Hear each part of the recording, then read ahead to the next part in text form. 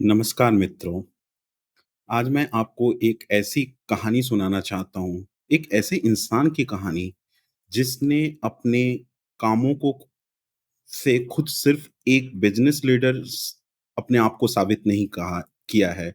ये है कहानी मिस्टर रतन टाटा जी की। ये सिर्फ कॉर्पोरेट सफलता की कहानी नहीं है, बल्कि उनकी kindness, politeness and the feeling for the nation की कहानी है। एक छोटी-सी कहानी है जो मैं आपको सुनाना चाहता हूँ, जो मेरे दिल को छूता है। मैक्सिमम लोगों को ये नहीं पता होगा कि टाटा के 60% profit more than 60% profit donation और चैरिटी में जाता है। एक बार की बात है, उत्तराखंड में एक छोटा-सा गाँव था। एक गर्ल्स स्कूल था, जहाँ पे मूलभूत सुविधाओं की का अभाव था वहाँ पर। तो गर्ल्स ने रतन टाटा जी को एक पत्र लिखा और बोला कि हमारे पास मूल सुविधाएँ जो एजुकेशन की नेसेसरी चीज़ें होती है, उनका अभाव है। हम अपनी पढ़ाई नहीं कर पाते हैं। तो उन्होंने कभी सोचा भी नहीं होगा कि एक ऐसा महान इंसान, एक ऐसा बड़ा बिग विज़नरी पर्सन कभी उनको उस लेटर का रिस्पॉन्स भेजेगा। रतन टाटा जी ने केवल उस पत्र का रिस्पॉन्स ही नहीं भेजा, बल्कि जो भी फाइनेंशियल हेल्प हो सकता था उस स्कूल को उन्होंने प्रदान किया। केवल फाइनेंशियल हेल्प ही नहीं, बल्कि उन्होंने वहाँ पे कंप्यूटर लैब सेटअप करने में हेल्प कराई और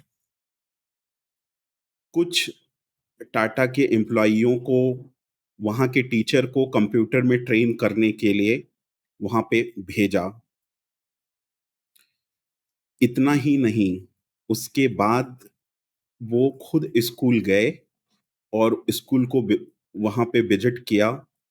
जिन बच्चों ने उन्हें पत्र लिखा था, उनसे उन्होंने बात करी और उनको यू नो करेज प्रदान किया और उनको मोटिवेट किया, उनसे बातचीत करी और लाइफ में कैसे आगे बढ़ना है, वो उनको वहाँ पे उन्होंने समझाया। सो मिस्टर रतन टाटा की विरासत डॉलर या अंतर्राष्ट्रीय पुरस्कारों से नहीं आंकी जा सकती। उनकी असली विरासत उनकी अनकाउंटेबल स्टोरी हैं, जिससे उन्होंने लोगों के दिल को छुआ है और उन्हें हकीकत में बदला है और उस उम्मीद में हैं और लोग उसी उम्मीद से उनको उतना ही सम्मान देते हैं।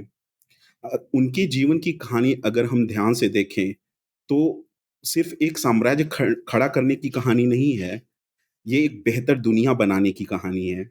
उन्होंने अपने शब्दों में कहा था, "मैं सही फैसले लेने में विश्वास नहीं करता, मैं फैसला लेता हूँ और फिर उसे सही बनाता हूँ।" और इसी तरह रतन टाटा ने एक पूरी पीढ़ी की दयालुता, साहस और करुणा के साथ नेतृत्व करने की प्रेरणा दी है। जो मैंने आपको एक स्टोरी बताई स्कूल की, तो देखिए वहाँ पे बिना विदाउट मीडिया कवरेज के उन्होंने कितना कुछ किया स्कूल के लिए, बट वो मीडिया में आया नहीं। सो ये कहलाती है असली जो इमेज होती है एक अच्छे पर्सन की एक पहचान होती है, वो ये है। क्योंकि आप आजकल देखते हैं बहुत सारे बड़े-बड़े एंटरप्रेन्योर्स होते हैं, वो एक थोड़ा-सा भी हेल्प करते हैं और मीडिया में उनकी खबरें एकदम यू नो वायरल हो जाती हैं और वो शो ऑफ करते हैं कि मैंने इतना किया, मैंने इसके लिए इतना किया। सो यही एक बेसिक डिफरेंस है मिस्टर रतन टाटा जी में और अदर लोगों में। अगर हम बात कई लोग सोशल मीडिया पे ये डिस्कस करते हैं, Ratan Tata versus Ambani, right? So दोनों में डिफरेंस है। Ratan Tata was the industrialist, but Ambani is the businessman. So दोनों अपनी जगह में एक अलग हिस्सा रखते हैं। ऑब्वियसली दोनों कंट्री के प्रोग्रेस में एक उनका हाथ है, चाहे अंबानी जी हों, चाहे टाटा जी हों। बट दोनों में डिफरेंस क्या है? टाटा जी, मिस्टर रतन टाटा जो टाटा ग्रुप है, उन्होंने इतना कुछ डोनेट किया। आप समझ सकते हैं कि टाटा ग्रुप में 60% मोर देन 60% डोनेट वो एजुकेशन, हेल्थ और टाटा कैंसर जैसे हॉस्पिटलों के लिए करते हैं।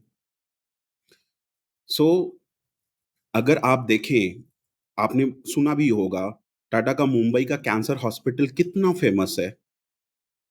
वहाँ पे तो इवन ऐसा है, अगर कोई बच्चा जो कैंसर पीड़ित है, आपको भी पता है कि कैंसर का इलाज कितना कॉस्टली होता है। अगर आप उस हॉस्पिटल में जाते हो और अगर डॉक्टर को पता है कि ये बच्चे का जो कैंसर ये क्यूरेबल है, तो वो लोग विदाउट निःशुल्क मीन्स विदाउट पैसे के, विदाउट फीस के वो उसको क्योर करते हैं।